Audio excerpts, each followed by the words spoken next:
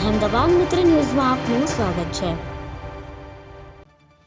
બનાસકાંઠાના દિયોદરમાં ભાઈ બહેનના પવિત્ર સંબંધને લાંછન લગાવતી ઘટના બની, જેમાં પરિણીતાને પિતરાઈ ભાઈ સહિત 3 સંબંધીઓએ હવસનો શિકાર બનાવી। દિયોદરમાં પરિણીતા પર સગા કાકાના દીકરા સહિત 3 આરોપીઓએ દુષ્કર્મ આચર્યું। આ 3 આરોપીઓમાં એક તેનો પિતરાઈ ભાઈ, બીજો તેના પતિના મામા અને ભુવાજી અને ત્રીજો ધર્મના માનેલા મામા છે। છૂટાછેડા અપાવવાની લાલચ આપી આ 3 સગા સંબંધીઓએ પરિણીતા દુષ્કૃત્ય આચર્યું।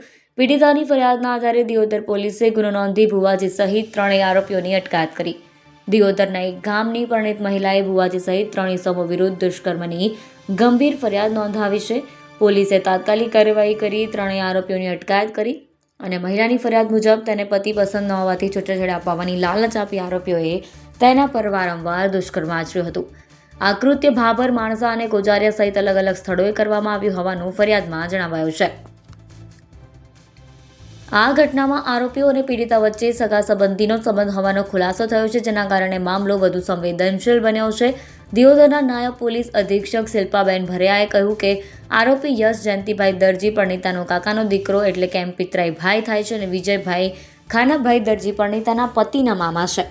વિજયભાઈ ખાનાભાઈ દરજીએ પરિણીતાને છૂટાછેડા અપાવવાની લાલચ આપી દુષ્કર્મ આચર્યું, તો પરિણીતાના પિતરાઈ ભાઈ યશ જયંતિભાઈ દરજીએ તેના પર બળજબરી કરી 2 વાર દુષ્કર્મ આચર્યું। ત્રીજો આરોપી કલ્પેશભાઈ ઉર્ફે વખતસિંહ સૌજીભાઈ રાજપૂત એ પરિણીતાના ધર્મના માનેલા મામા છે। તેણે પણ પરિણીતાને ઘરે રાખવાની લાલચ આપી બળાત્કાર કર્યો।